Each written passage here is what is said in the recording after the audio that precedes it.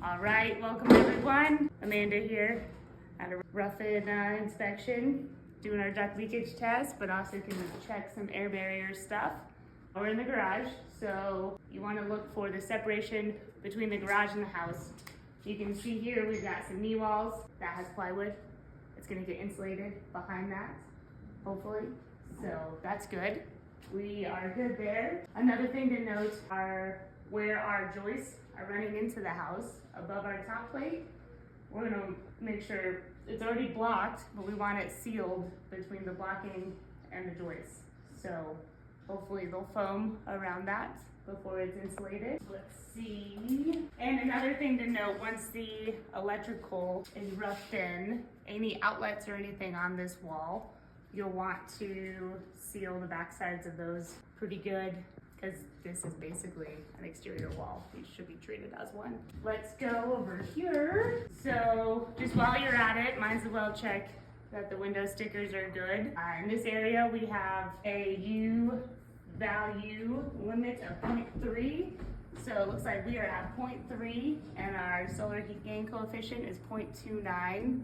The max allowed is 0.4. So we are good there. And the air leakage is good too.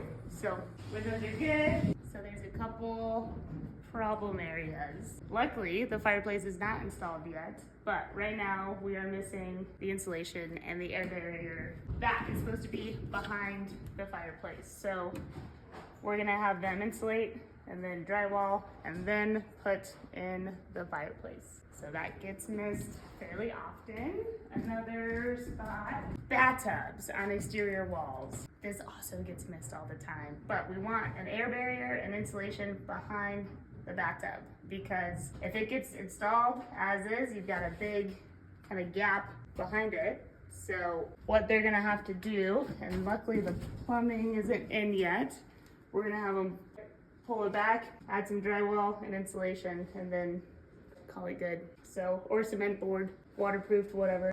Yeah, so that's what we have for our air barrier. Okay, so we talked about the top plate. Now let's talk about the sill plate. Again, same as an exterior wall. You got your sill seal here. Sill seal is just basically a type of gasket that is not airtight. So it's often confused that because you have this, you're good to go, but you're not. They should really be caulking between the foundation or taping between the foundation and the bottom plate, and then just also sealing kind of all of these above the base plate here as well. Also, we're gonna climb to zone 6 here. So a 2x6 wall is required at the connection. Basically, exterior wall, everything should be 2x6. They are going to have, there's no exterior insulation here, so we're gonna have R30 in the walls. That's what's required prescriptively if you're not going to install anything on the outside of the sheathing. All right, so we are upstairs, obviously. This house is going to have a vented roof assembly, so you can see the ridge vents up there, and basically anything above our ceiling is out of conditioned space. So because it's outside of the conditioned space, any ductwork is insulated to an R8. We have that, it's good. They're also held to a tighter threshold on the duct leakage. We hit that, we're good there. Also, our ceiling, the drywall, will be the air barrier. So a couple things on that. Basically, anywhere where the register boots are gonna, around the register boot, between the boot and the drywall, you'll want to caulk. Keep that air barrier continuous.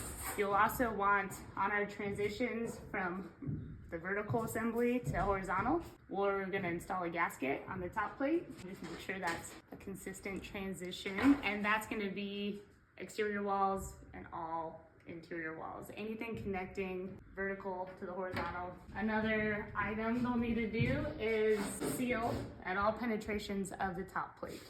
So they'll want to do that pretty soon here, and then they should be good to go.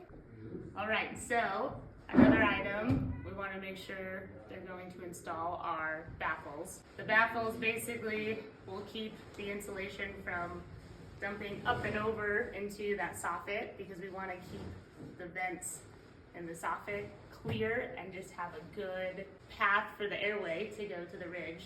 So they will need to do that before any drywall happens.